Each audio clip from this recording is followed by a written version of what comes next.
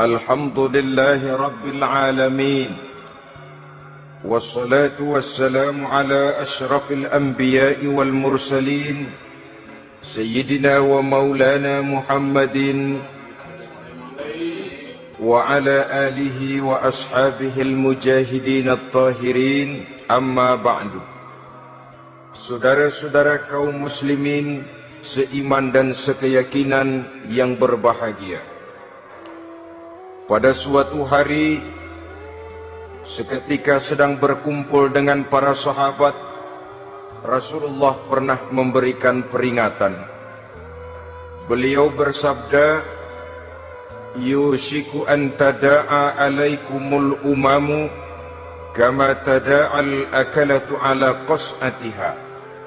Pada suatu saat nanti akan datang di tengah-tengah kamu, wahai umat Islam, di mana orang-orang lain di sekeliling kamu akan bersatu mengerubungi kamu seperti bersatunya orang-orang mengerubungi makanan di atas meja hidangan.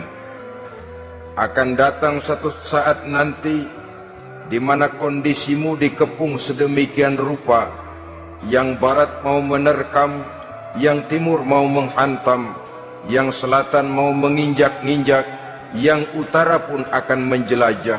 Kondisimu seperti makanan di atas meja hidangan. Sebagian sahabat merasa heran dan terkejut, lalu mereka bertanya, "Amin qillati nahnu yawma izin ya Rasulullah?" Apakah jumlah kami pada waktu itu sedikit ya Rasul? Kami sampai dikepung sedemikian rupa? Beliau menjawab, "Bal antum yauma idzin katsir." Sama sekali tidak. Kamu tidak sedikit pada saat itu. Bahkan jumlahmu sangat banyak. Kamu adalah mayoritas. Walakinnakum ghusa'un ka ghusa'is sail. Tetapi keadaanmu saat itu persis seperti buih di lautan. Banyak tetapi centang perenam. Banyak tetapi tidak punya daya dan kekuatan. Banyak tapi dipermainkan gelombang lautan, dihempaskan ke tepian pantai tanpa punya makna dan arti. Kondisimu pada saat itu kuantitas yang tanpa kualitas, sehingga orang lain enak saja mengepung kamu.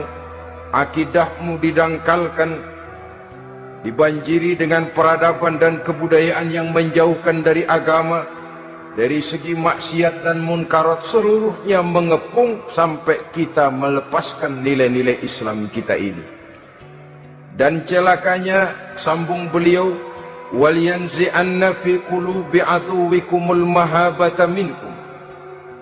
Akan dicabut kehebatanmu di mata musuh-musuhmu, sehingga pada saat seperti itu orang lain memandangmu umat Islam enteng saja, remeh saja, tidak ada apa-apanya.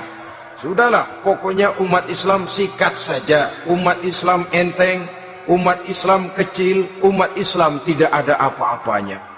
Alangkah ironinya, alangkah menyedihkannya, memilukan dan sekaligus memalukan.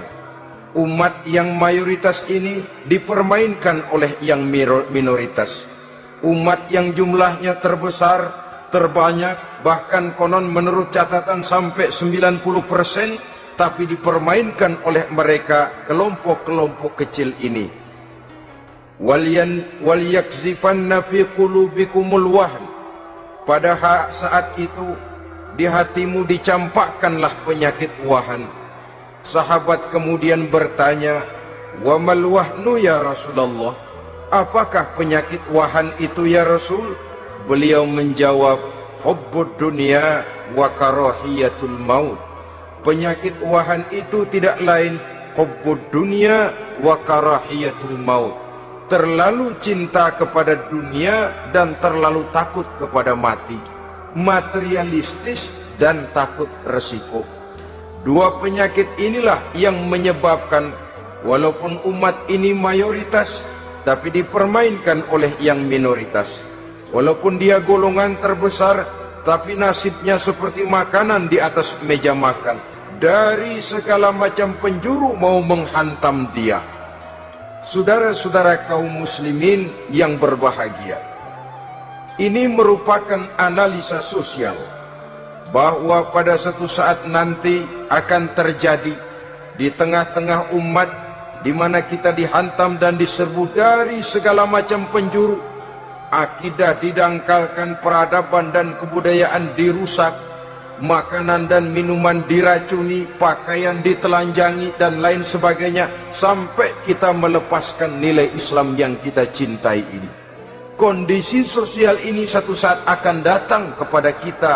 Demikian analisa dan peringatan dari Rasulullah sallallahu alaihi wasallam. Marilah sekarang kita melihat, adalah benar bahwa di zaman sekarang kita insya Allah tidak akan mengalami perang Badar sehebat yang pernah dialami oleh Rasul dan para sahabatnya. Tetapi sesungguhnya perang yang kita hadapi di zaman sekarang ini tidak kalah hebatnya dengan perang Badar, tidak kurang dahsyatnya dengan perang Uhud, tidak kurang ngerinya dari perang Khandaq. Hanya saja yang kita hadapi sekarang ini bukan ujung pedang, bukan ujung tombak, bukan ujung panah. Yang kita hadapi sekarang ini adalah perang akidah, perang ideologi, perang mempertahankan keyakinan. Yang kalau kita kalah sekarang, kita memang masih beragama. Tetapi anak kita, cucu kita, generasi yang akan hidup 5, 10, 20, 30 tahun yang akan datang, wallahu a'lam bissawab. Islam, saudara-saudaraku, tidak mungkin hilang dari dunia. Tetapi tidak mustahil Islam gulung tikar dari desa kita. Tidak mustahil Islam gulung tikar dari kampung dan kota kita, jikalau kita tidak menjaganya, jikalau kita tidak memeliharanya, bahkan jikalau kita tidak mewariskannya kepada anak-anak kita, generasi yang akan datang. Marilah kita mengingat sejenak bagaimana Islam di Spanyol yang pernah jaya, pernah mewarnai daratan Eropa, dan yang sekarang hanya sekedar tinggal ceritanya saja. Ini pernah diperingatkan oleh Rasul dalam satu hadis, sayati ala ummati zamanun la yabqal Islam illa ismun wala minal Quran illa rasmun. Akan datang satu masa di tengah umatku di mana pada masa itu Islam ada tapi hanya tinggal sekedar namanya saja, dan Quran pun ada tapi cuma sekedar tinggal tulisannya saja. Apabila kita tidak mewariskan ini kepada generasi yang akan datang, maka serbuan-serbuan dari berbagai macam penjuru dari hari ke hari semakin kita rasakan kehebatannya. Tidak mustahil sejarah Spanyol akan terjadi di desa kita, akan terjadi di kampung kita, akan terjadi di kota kita. Orang Spanyol, kalau mereka cerita kepada anaknya, mereka akan cerita, nak, di sini dulu ada masjid. Kapan, Pak? Dulu